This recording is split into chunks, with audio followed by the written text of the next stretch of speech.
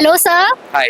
Sir मैं आपके brand के बारे में जानना चाहूंगी कि जो एआई ब्रांड है ये कैसे आजकल एआई बहुत ज़्यादा ही चल रहा है, तो ये एआई ब्रांड जो है ये क्या है मतलब बेसिकली? सो टिपिकली हमारा ब्रांड का नाम लिक्विड माइंड है। Liquid mind international trade automation करता है, work flows for international trade through agentic AI. So AI के माध्यम से हम एक्सपोर्टर, इंपोर्टर और डिस्ट्रीब्यूटर ट्रेडर की मदद करते हैं, चाहे फर्स्ट टाइम एमएसएमई एक्सपोर्टर और इंपोर्टर हो या बड़े कंपनी हो, जो बड़े बड़े महारत्ना, नवरत्ना और बिलियन डॉलर कंपनीज भी हो।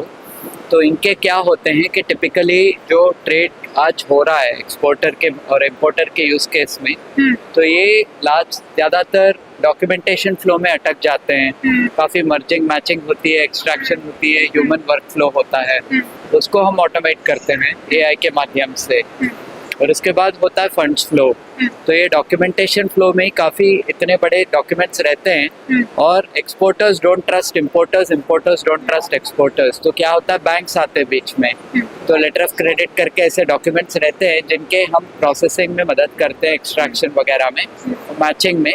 और बेसिकली तीसरा होता है गुड्स फ्लो।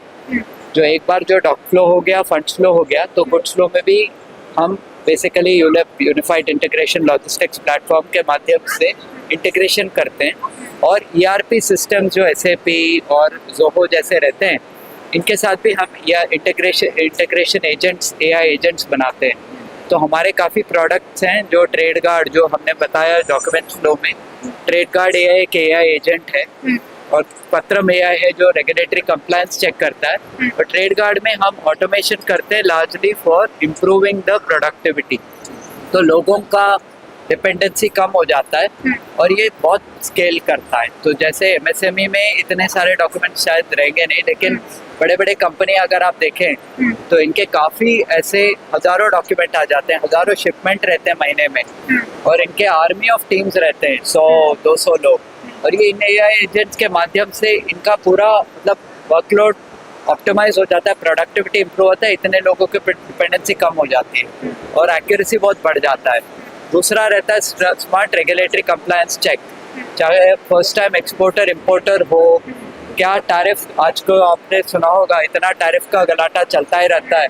तो किस देश में अगर आपको एक्सपोर्ट करना है या इंपोर्ट करना है, कहाँ से इंपोर्ट करना है, कहाँ एक्सपोर्ट करना है, सबसे बड़ा कम टैरिफ कहाँ है, क्या इनका रेगुलेटरी कंप्लायंस है। अगर आप फर्स्ट टाइम एक्सपोर्टर हो तो क्या क्या डॉक्यूमेंट्स की ज़रूरत होती है कि आप एम्पैनल हो, किस देश को आपको एक्सपोर्ट करना है अपने प्रोडक्ट और सर्विस को।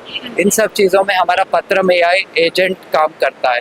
तीसरा बिगेस्ट पेन पॉइंट है कि इंपोर्टर एक्सपोर्टर में basic HSN classification, harmonised system nomenclature code, जो इंडस्ट्री वर्ल्ड वाइड स्टैंडर्ड है, भारत देश में 8 डिजिट का होता है ये।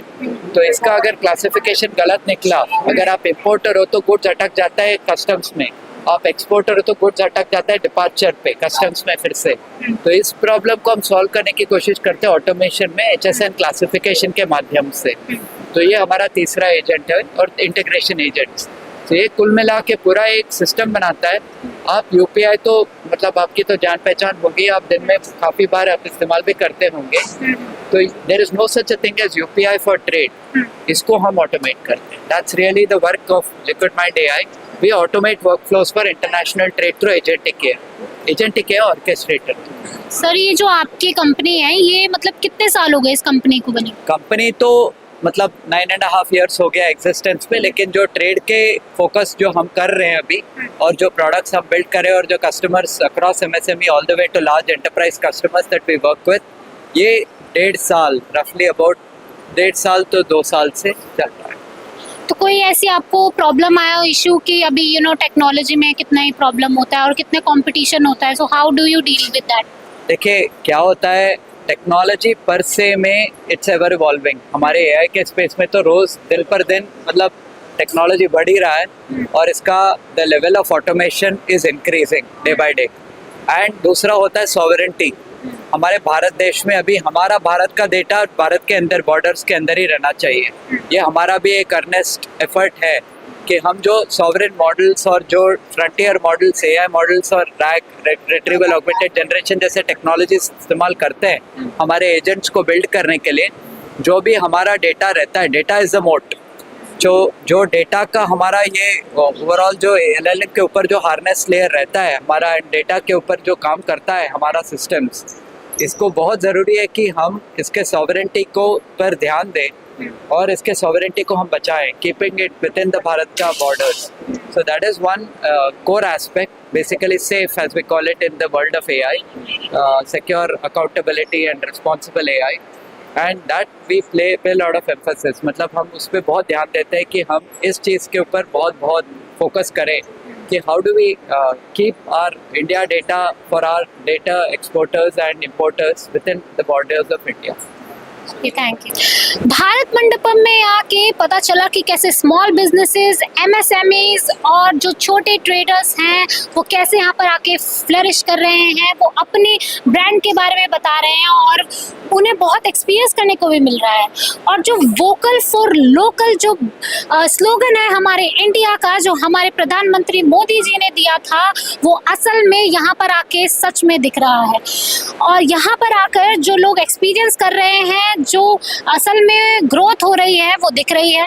आप भी आइए और जानिए कि कैसे छोटे छोटे ब्रांड्स, जो कि इवन एक ऐसा ब्रांड कि आप मान भी नहीं सकते कि एक छोटे मक्के के दाने से वो पॉलिथिन्स बना रहे हैं और वो सेल कर रहे हैं. तो ऐसे बहुत सारे ऐसे ब्रांड्स हैं जिनके बारे में आपको पता भी नहीं होगा, लेकिन अगर आप यहाँ भारत मंडपम में आएंगे तो आपको पता चलेगा. फिलहाल बस इतना ही है.